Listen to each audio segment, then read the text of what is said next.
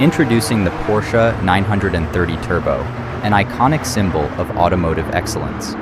Manufactured from 1975 to 1989, the 930 Turbo was the pinnacle of the 911 model sports car lineup. Renowned for its turbocharged engine and distinctive design, the 930 Turbo has left an indelible mark on the automotive world. Featuring a powerful 3.0-liter boxer engine derived from the Carrera 911 models, the 930 Turbo delivers exhilarating performance on the road.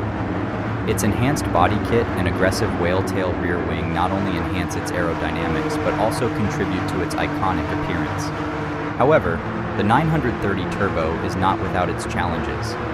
Nicknamed the Widowmaker 911, it earned this moniker due to its powerful engine, rear-wheel drive configuration, and tendency to oversteer.